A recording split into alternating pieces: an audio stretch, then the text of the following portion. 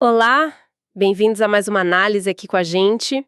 Hoje vamos mergulhar numa história, assim, muito especial, muito poderosa, a famosa última aula do Randy Pausch.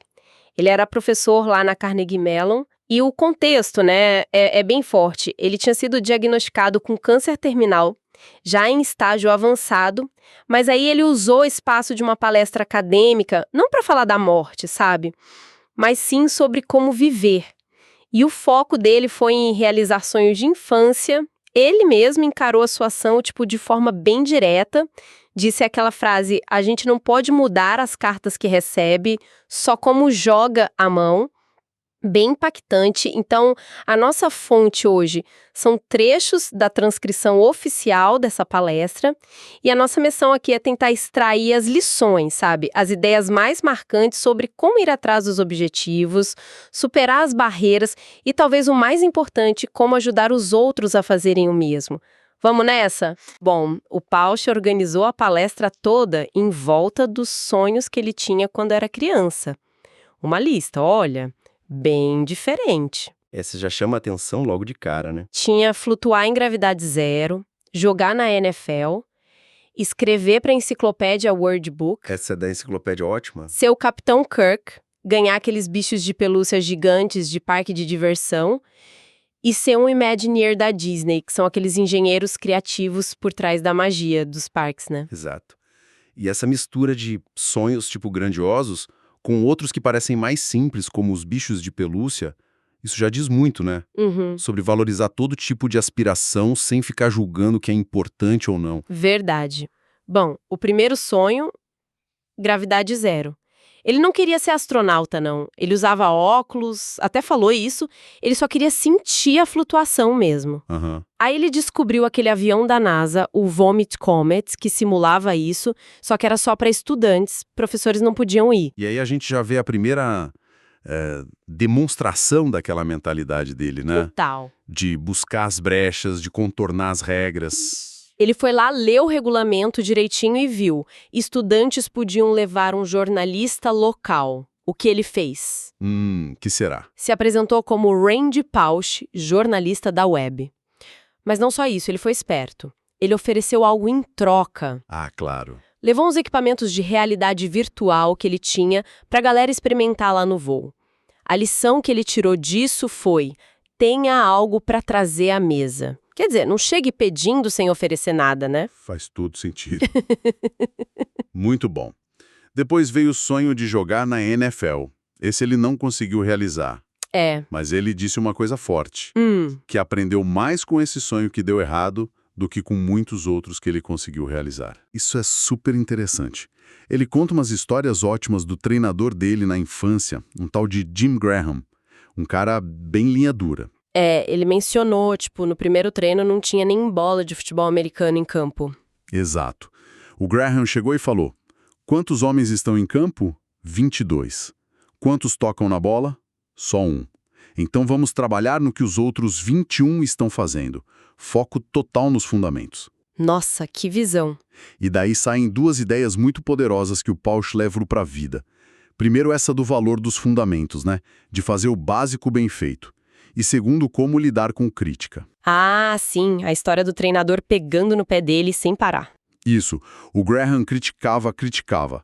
Aí um assistente técnico foi comentar com o Graham, tipo, pô, você pega pesado com o Randy, hein? E a resposta do Graham foi genial. O que ele disse? Disse, isso é bom sinal. Quando você tá errando e ninguém te diz mais nada, significa que já desistiram de você. Ou seja, quem te critica muitas vezes é quem ainda se importa, quem acredita que você pode melhorar. Uau, que perspectiva diferente sobre crítica. Muda tudo. Muda mesmo. Isso conecta com outra ideia-chave dele, a do head fake. O head fake é aprendizagem indireta, né? Exatamente. O objetivo do treino do Graham não era só formar jogador de futebol. Era ensinar trabalho em equipe, disciplina, perseverança, coisas para a vida. O futebol era a isca, digamos assim. Entendi. O disfarce para ensinar outra coisa mais profunda. Perfeito. E tem aquela frase dele que é um soco no estômago no bom sentido. Experiência é o que você ganha quando não consegue o que queria. Quer dizer, mesmo o fracasso te ensina, te dá bagagem. Esse sonho da NFL foi super formativo para ele. Com certeza. Mostra que o valor não tá só em ganhar, mas em todo o processo, né? Exatamente. Bom, aí outros sonhos foram mais diretos, né? Escrever para a World Book Encyclopedia sobre realidade virtual. Ele conseguiu. Conseguiu. E ainda fez piada, né? Falou que, depois de ver como era o controle de qualidade por dentro, já que deixaram ele escrever, passou a confiar mais na Wikipédia. Típico dele, esse humor autodepreciativo. E o sonho de ser o Capitão Kirk. Ele admirava a liderança do personagem, né? Sim, ele viu Kirk como o líder ideal. Não necessariamente o mais inteligente, mas quem comandava a nave. E o mais legal foi o que aconteceu depois. O próprio William Shatner, o ator que fez o Kirk, foi visitar o laboratório de realidade virtual do Pausch para conhecer o trabalho que ele estava fazendo. Cara, isso é incrível. Uma inversão total, né? O ídolo de infância indo conhecer o trabalho do fã. Mostra como, às vezes, a realização do sonho supera a fantasia original. Verdade. E aquele sonho dos bichos de pelúcia gigantes, que ele fez questão de levar os ursos de verdade para a palestra. Pois é. Pode parecer bobo para alguns, mas reforça aquilo que a gente falou. Tem que levar a sério e celebrar todas as paixões, todas as conquistas. Não importa se parecem triviais para os outros. Total. Mas aí veio o grande desafio, talvez o maior sonho de infância dele. Ser um Imagineer da Disney. Ah, esse deu trabalho. Ele contou que recebeu várias cartas de rejeição. Super educadas, mas ainda assim, rejeições. E foi aí que ele introduziu aquele conceito central da palestra, dos muros de tijolos. Isso, a metáfora dos muros. É muito poderosa. Ele disse algo como: os muros não estão lá para nos impedir. Eles estão lá para nos dar uma chance de mostrar o quanto a gente quer alguma coisa. É uma forma de filtrar, né? Exato. Eles estão lá para parar as pessoas que não querem aquilo o suficiente. É uma visão muito interessante sobre obstáculos. Não são só barreiras. São testes de propósito, de desejo, de resiliência. E como ele fez para derrubar esse muro específico da Disney? Não foi só com vontade, né? Não, de jeito nenhum. Foi com estratégia pura. O trabalho pioneiro dele em realidade virtual, aquela de baixo custo, deu a ele uma desculpa, um pretexto para entrar em contato com a Imagineering. Ah, usou o trabalho como cartão de visita. Isso, e ele não mirou em qualquer um. Ele foi atrás de um cara específico, o John Snorri, que liderava um projeto secreto lá, o do Aladdin VR. E ele se preparou obsessivamente para um almoço com esse cara. Ele disse que canalizou os maiores especialistas em VR do mundo para aquela conversa. Uau! Preparação total. Total, mas aí surgiu um outro muro de tijolos, dentro da própria universidade dele. Um reitor implicou com a questão da propriedade intelectual, caso ele fosse passar um tempo na Disney. Sempre tem a burocracia, né? Pois é. Mas o Pausch fez questão de contrastar a reação negativa desse reitor com a de outro administrador, um tal de Jim Block. Esse outro cara teve uma postura tipo: olha, não sei os detalhes, mas um dos melhores professores está aqui, super animado com essa oportunidade. Então eu quero entender melhor. A atitude faz toda a diferença, né? Completamente. Mostra como a liderança pode ser uma porta ou um muro para os sonhos das pessoas dentro de uma organização. A postura do segundo administrador foi crucial. E no fim das contas, ele conseguiu ir para Disney. Conseguiu. Fez um período sabático lá, trabalhou no projeto do Aladdin, aprendeu horrores com o tal do John Snod, e ele até cita uma frase do Snod: espere o suficiente e as pessoas vão te surpreender e impressionar. Aprendeu muito sobre como juntar artistas e engenheiros também. Legal! E aí, ficou por lá? Virou o Imagineer de vez? Então, essa é a parte surpreendente. No final do sabático, ofereceram um emprego permanente para ele na Disney. E ele? Recusou. Não acredito, depois de tanto esforço. Pois é. Ele decidiu que podia ter o bolo e comer o bolo também, como ele disse. Preferiu voltar para a universidade e se tornou consultor da Disney por uns 10 anos. Que interessante. Mostra um autoconhecimento muito grande, né? Saber a hora de parar, de redefinir o que é sucesso para si mesmo. O objetivo não era ser Imagineer para sempre, talvez, mas ter tido aquela experiência, aquele aprendizado, e integrar isso na vida dele de professor. Faz sentido. Ok, e é mais ou menos nesse ponto da palestra que a perspectiva dele dá uma virada bem importante, né? Exatamente. É um ponto de inflexão claro. Ele percebeu algo que mudou o foco dele, Que foi? que possibilitar os sonhos dos outros é ainda mais divertido do que realizar os próprios. Nossa, que sacada! É uma transição muito bonita, do foco no eu pro foco no nós, no impacto que ele podia ter nos outros. E como professor, ele estava no lugar perfeito para colocar isso em prática, né? Com certeza. E como ele começou a fazer isso na prática? Começou pequeno, como ele mesmo contou. Teve um aluno, um tal de Tommy Burnett, lá em 1993, que chegou para ele dizendo que o sonho era trabalhar no próximo filme de Star Wars. Que ambicioso. Pois é, o Pausch mesmo duvidou na hora, mas apoiou. E não é que o garoto conseguiu. Que demais. Isso parece ter acendido uma faísca nele. Ele pensou, ok, funcionou com um. Como eu posso escalar isso? Como posso ajudar muitos alunos a realizarem seus sonhos? E aí veio a ideia do curso. Exato. Ele criou um curso totalmente fora da caixa, lá na Carnegie Mellon, chamado Building Virtual Worlds, ou BVW. Construindo mundos virtuais. O que tinha de tão diferente nesse curso? A ideia era radical para a época. Ele juntava estudantes de áreas completamente diferentes, artes, design, ciência da computação, teatro, em equipes formadas aleatoriamente. Misturava todo mundo. Isso, e dava para eles projetos super rápidos, de 2 semanas só, para criar um mundo virtual interativo. Era uma loucura controlada. O foco era total na colaboração interdisciplinar, na criatividade sob pressão e em aprender fazendo. Dava liberdade total, exceto para violência e pornografia, ele fez questão de dizer. E deu certo. Essa mistura funcionou. Deu mais do que certo. Foi um sucesso estrondoso, muito além do que ele esperava. Os alunos entregavam coisas incríveis, tão incríveis que o Pausch ligou para o mentor dele, o Andy Van Damme, meio sem saber o que fazer com tanto sucesso. Ahá, socorro, meus alunos são bons demais. Basicamente isso. E a resposta do mentor foi ótima. Volta lá amanhã e diz para eles: pessoal, isso foi muito bom, mas eu sei que vocês conseguem fazer ainda melhor. Nunca baixar a régua, sempre desafiar mais. Que conselho! Que imagem! Fantástico. O BVW é um exemplo incrível de inovação na educação, né? Aprendizagem baseada em projeto, times diversos, autonomia para os alunos, tudo isso gerou uma energia e resultados impressionantes. O Pausch até falou das flechas nas costas que os pioneiros levam, dos riscos que ele correu, mas o sucesso validou a aposta dele. E depois do BVW ele não parou por aí, né? Teve o ETC. Isso, o Entertainment Technology Center.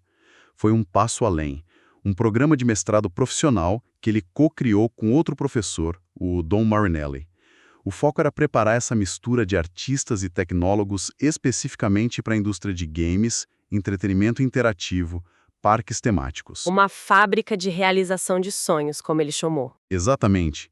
E era um modelo bem diferente do mestrado acadêmico tradicional. Totalmente focado em projetos práticos, em construir portfólio, em preparar para o mercado de trabalho. Ele até brincou que vinha de uma longa linha de pessoas que realmente trabalharam para a Visé, se sentindo meio deslocado na academia às vezes. Pois é. E ele descreveu a parceria com o Don Marinelli como intensa, tipo dividir um escritório com um tornado, mas deu ao Don a maior parte do crédito pelo sucesso estrondoso do ETC. E o ETC deu resultado mesmo, em termos de empregabilidade. Muito. Eles tinham acordos formais com empresas gigantes como a EA e Activision, o foco era total em resultado prático. Usavam até um sistema de feedback 360 entre os próprios alunos, bem brutalmente honesto sobre como cada um colaborava nos projetos. Era um presente para a autoconsciência, ele dizia. Preparava para o mundo real mesmo. Nossa, bem direto ao ponto. E a última grande iniciativa dele nessa linha de habilitar sonhos foi o projeto Alice, né? Ah, o Alice. Esse talvez seja o maior head fake de todos que ele criou. Por quê? Qual era o disfarce? O Alice é um software para ensinar programação de computadores para crianças e adolescentes. Mas o jeito de ensinar é fazendo eles criarem animações 3D, pequenos filmes e jogos interativos. Ah, então a programação é um meio, não um fim aparente. Exatamente. O objetivo real não era formar um monte de programadores mirins, era ensinar pensamento lógico, resolução de problemas, habilidades essenciais para o século XXI, mas de um jeito super divertido, engajador e principalmente escalável, que pudesse alcançar milhões de crianças. Que visão! E ele sabia, por causa da doença, que não ia ver a versão final do Alice 3, que usaria personagens do The Sims, por exemplo. Mas ele disse que se sentia como Moisés, sabe? Que tinha visto a Terra Prometida, mesmo que não fosse entrar nela. Ele estava em paz com esse legado. É muito bonito isso. E tem um detalhe genial no Alice. Uma aluna dele, a Caitlin Kelleher, percebeu que muitas meninas no ensino médio não se interessavam por programação. A sacada dela foi reenquadrar o aprendizado não como programar, mas como contar histórias usando o computador. Isso atraiu muito mais meninas para o projeto. Outro head fake brilhante. Incrível como essa ideia do head fake permeia tudo, né? Ensinar coisas importantes de forma indireta, mas palatável. Totalmente. É uma das grandes lições dele. Vida, né? Exatamente. Não era uma lista fria de regras. Cada lição vinha embrulhada numa história pessoal, numa anedota. Isso que torna tão marcante. Sim, ele falou muito da importância dos pais, dos mentores, aquelas histórias dos pais deixando ele pintar o quarto do jeito que ele quisesse, cheio de desenhos malucos. E a história de ele só descobrir muito tarde que o pai tinha ganhado uma estrela de bronze na Segunda Guerra, por bravura, mas nunca falou nada. A humildade. Ou as tiradas da mãe dele, sempre com os pés no chão. E o feedback duro, mas necessário, do mentor Andy Van Damme, sobre como a arrogância dele era percebida pelos outros. Sim. O Van Damme disse algo como: é uma pena que as pessoas te achem tão arrogante, Randy, porque isso vai limitar o que você pode realizar na vida. Uau! Precisa de muita confiança para dar um feedback desses e muita humildade para receber. Verdade. E os outros conselhos que ele deu foram bem diretos também. Sim, coisas como: divirta-se, ele falou. Eu estou morrendo e estou me divertindo. É impressionante. Escolha ser positivo, ser o tigrão do ursinho Pô, não o bisonho, pessimista. Mantenha a admiração infantil, a curiosidade. Isso, ajude os outros. Seja leal. Ele contou uma história de como defender um colega, o Dennis Tosgrove, e como esse colega depois foi fundamental para levar o projeto Alice adiante. A gratidão também, né? Ele levou a equipe inteira de pesquisa dele para Disney quando conseguiu a estabilidade na universidade. Que gesto. Um super gesto. E conselhos bem práticos. Não reclame, trabalhe mais duro. Seja bom em alguma coisa específica. Tenha seu nicho. Esteja preparado, é aí que entra a famosa frase. Sorte é onde a preparação encontra a oportunidade. E saber ouvir feedback, né? Não só pedir, mas ouvir de verdade. Fundamental. E nunca desistir. Ele mesmo contou que foi rejeitado na primeira vez que tentou entrar na pós-graduação da Carnegie Mellon, a universidade onde ele virou uma lenda. Que ironia! Pois é. E saber pedir ajuda, mas de forma genuína, focando nos outros. Ele até demonstrou isso na própria palestra, quando parou tudo para puxar um parabéns para você para a esposa Jay, que estava na plateia. Foi um momento muito humano. Lindo mesmo. E aí, no finalzinho, ele revelou os 2 grandes head fakes da própria palestra, né? Exato. O primeiro, a palestra, na verdade, não era sobre como alcançar seus sonhos de infância. Era sobre como levar a sua vida. Como? Assim. Ele disse que se você viver sua vida do jeito certo, com integridade, esforço, ajudando os outros, os sonhos meio que vêm atrás. Ou talvez algo ainda melhor do que você sonhou. O foco tem que ser no processo, em como você vive, não só no objetivo final. Entendi. Viver corretamente como a base para tudo. Isso. E o segundo head fake, que foi talvez o mais emocionante de todos... Qual foi? Ele revelou que a palestra não era, no fundo, para aquela plateia enorme no auditório. Era uma mensagem numa garrafa. Era para os 3 filhos pequenos dele. Nossa. Para que eles pudessem conhecer o pai, saber quem ele era, o que ele valorizava quando crescessem e ele não estivesse mais lá. Isso. Isso muda tudo, recontextualiza a palestra inteira, né? Deixa de ser só um evento acadêmico e vira um testamento, um legado muito pessoal. Exatamente. Uma coisa íntima, profunda, que ele teve a coragem e a generosidade de compartilhar publicamente. É muito forte. Randy Pausch deixou pra gente um roteiro mesmo, né? Sobre resiliência, sobre ter paixão pelo que faz, sobre generosidade e sobre viver intensamente mesmo sabendo que a vida tem um fim. As histórias e as lições daquela última aula ecoam muito além daquele auditório, né? Com certeza. São ideias que não envelhecem, sobre como a gente enfrenta os desafios, os nossos próprios muros de tijolos, sobre encontrar alegria não só no destino, mas na jornada. E talvez o mais importante, sobre o impacto positivo que a gente pode ter na jornada dos outros. É uma inspiração para qualquer pessoa, né, que esteja buscando conhecimento, crescimento pessoal ou simplesmente um propósito maior. Sem dúvida. Uma aula sobre viver, dada por alguém que estava encarando a morte de frente, mas com os olhos voltados para a vida. E isso talvez nos leve a uma última reflexão, bem no espírito do Pausch. Ele descobriu, né, que possibilitar os sonhos dos outros é ainda mais divertido. Se a gente parar para pensar hoje, qual seria um muro de tijolos, talvez um muro interno nosso, tipo medo, insegurança, ou talvez algo externo mesmo, que hoje nos impede de ajudar mais as pessoas ao nosso redor a irem atrás dos sonhos delas? Boa pergunta. Que barreiras a gente mesmo cria ou encontra para não se envolver mais na realização dos outros? Exato. E pensando nisso, qual seria talvez um primeiro passo, por menor que fosse, que a gente poderia dar para começar a derrubar esse muro específico? Fica aí a provocação para a gente pensar depois. Uma ótima provocação para fechar. Então é isso por hoje. Até a nossa próxima análise.